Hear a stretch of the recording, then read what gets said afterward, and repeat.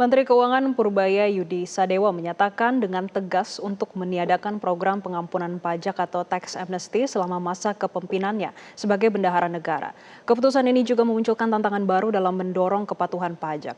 Apakah memang program tax amnesty efektif untuk mendorong kepatuhan dan penerimaan pajak atau justru sebaliknya? Lalu bagaimana cara yang efektif untuk mendorong kedua hal tersebut? Kami akan membahasnya bersama Kepala Makroekonomi dan Keuangan Indef, Bapak M. Rizal Taufik Rohman. Selamat pagi, Pak Rizal. Selamat pagi, Mbak Jessica. Iya, Pak Rizal, kita sudah mendengarkan pernyataan dari Menkyu Purbaya. Dari Indef, apakah kebijakan ini cukup kuat untuk membangun kepatuhan sukarela dalam jangka panjang? Atau di satu sisi ini justru ada resiko shortfall pajak yang akan membayangi APBN kita? Yang pasti pernyataan tadi Pak Purbaya agar tidak lagi menggelar teks amnesti, saya kira sudah dalam saat ini ya sangat tepat gitu ya. Mengapa? Karena teks amnesti kalau berulang maka akan beresiko menciptakan ketidakpatuhan berulang-ulang ya, atau dalam bahasa lain moral hazard. Moral hazard bagi siapa dalam konteks teks amnesti ini? Tentu para wajib pajak yang selama ini tanda kutip mengemplang akan ada kecenderungan untuk tidak taat terhadap pajak. Toh nanti juga ada pengampunan dari negara, kira-kira gitu ya. Nah, sehingga maka menjadi sangat tepat saya kira di dalam mengambil langkah ini.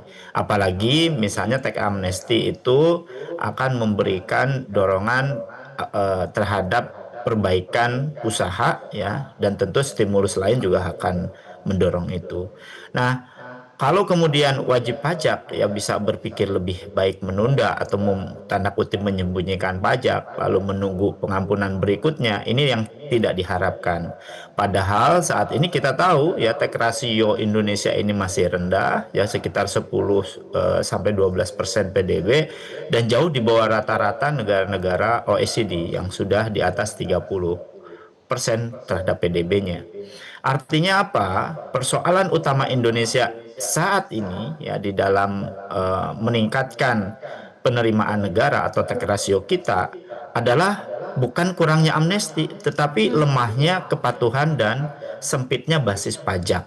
Itu saya kira. Hmm. Lemahnya kepatuhan dan sempitnya basis pajak. Lalu kebijakan apa yang sebetulnya perlu diambil pemerintah supaya hal tersebut bisa segera terrealisasi? Jadi tidak seperti sebelum-sebelumnya lagi nih Pak Rizal.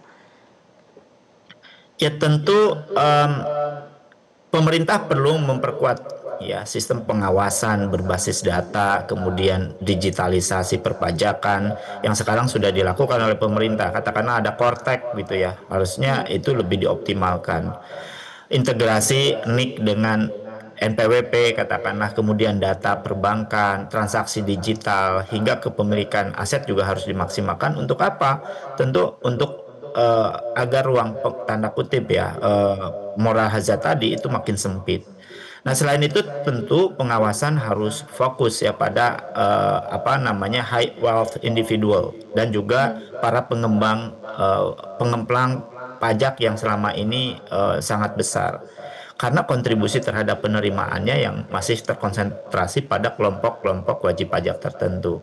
Nah, ke depan ya ini menjadi kunci saya kira, yaitu bagaimana peningkatan penerimaan itu bukan lagi pada pengampunan pajak ya, Hmm. tetapi kepastian hukum, integritas aparatnya tentu, kemudian probabilitas pengemplangan yang makin mudah dideteksi atau juga sangat sulit mereka untuk melakukan gitu. Hmm. Ini menjadi penting. Jadi basis pajaknya yang diperluas ya, ekstensifikasi pun juga di dalam implementasi eh, apa namanya kepastian hukum tadi, kemudian pelaksanaan perpajakannya juga jauh lebih aksesibel gitu. Dari sisi pengawasan Pak, kalau dari Indef sendiri melihat dari tahun ke tahun, apakah menunjukkan perbaikan?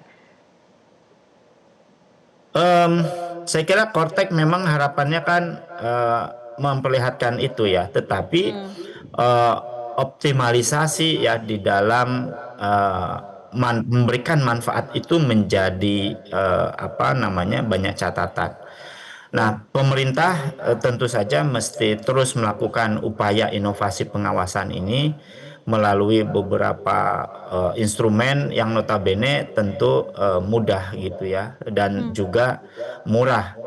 Nah, tech amnesty saya kira bukan satu-satunya ya untuk melakukan itu, tetapi tadi bagaimana perbaikan pengawasan itu efektivitasnya adalah dari sisi bagaimana kualitas enforcementnya, kemudian ekstensifikasinya ya, plus juga instrumen-instrumen yang selama ini bisa memperkecil terjadinya moral hazard. Nah, ada hal yang menjadi penting adalah bagaimana kredibilitas fiskal itu juga menjadi trust bagi para wajib pajak untuk membayar pajak juga. Itu juga Hmm. menjadi catatan penting karena eh, trust kebijakan fiskal ini menjadi salah satu motor agar kesadaran para wajib pajak untuk membayar pajak ini menjadi sangat penting ya di dalam situasi seperti ini. Hmm, Pak, dengan tidak adanya tax amnesty, apakah sistem dari core tax yang kita tahu bersama kalau ini baru diimplementasikan ini sanggup untuk menutup celah atau tax gap secara signifikan, terutama pada tahun ini, Pak? Em, kita sih punya harapan ke situ ya, Hmm. dan mestinya pemerintah eh, punya argumen gitu ya, dan mulai berani ya tidak lagi mengandalkan teks amnesti, tetapi justru mendorong pengawasan melalui Kortek ini gitu.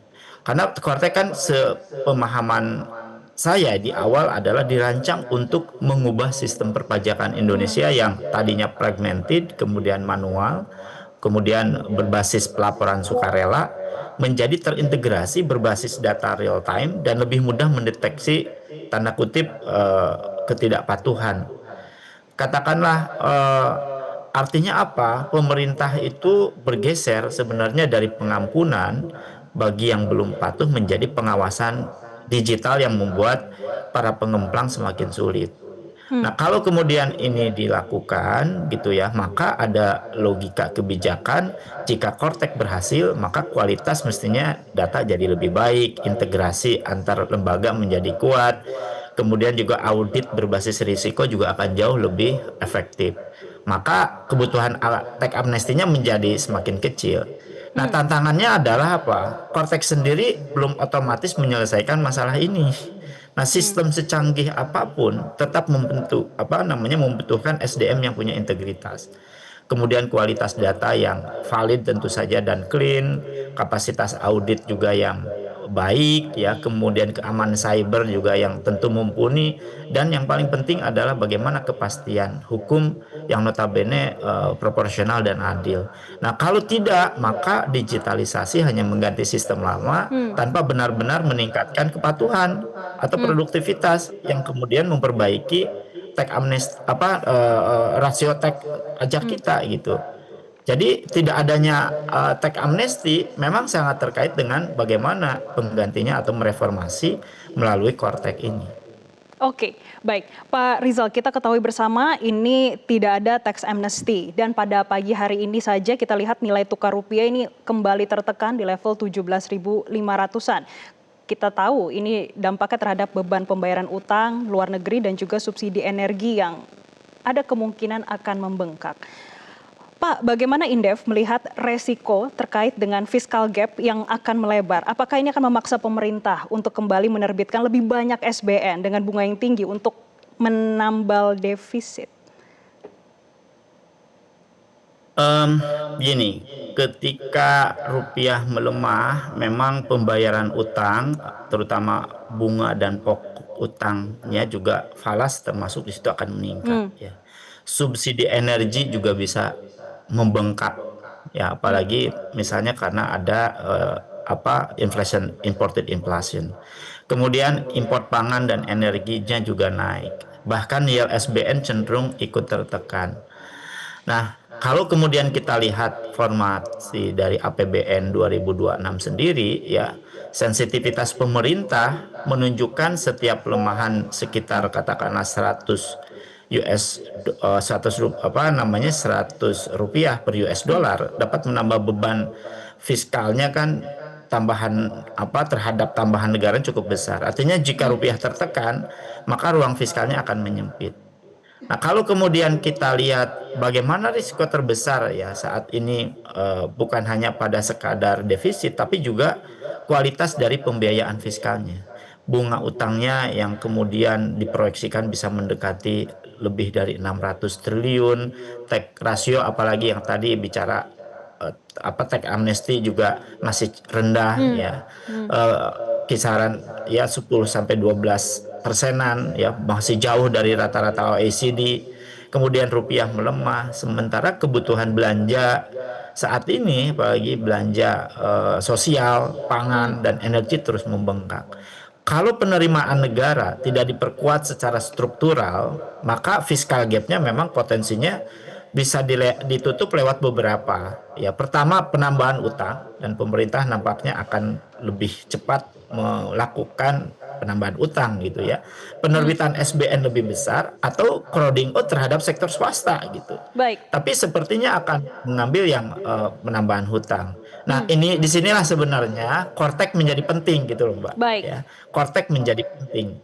Tidak bukan pengampunan pajak sesaat, tapi pengawasan digital yang permanen. Untuk apa? Meningkatkan kepatuhan naik, basis pajak melebar, tax rasio meningkat, dan penerimaan negara lebih baik, serta harus mengandalkan daripada mengandalkan tax amnesty.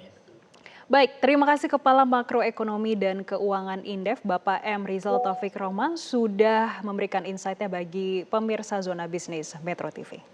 Jelajahi cara baru mendapatkan informasi. Download Metro TV Extend sekarang.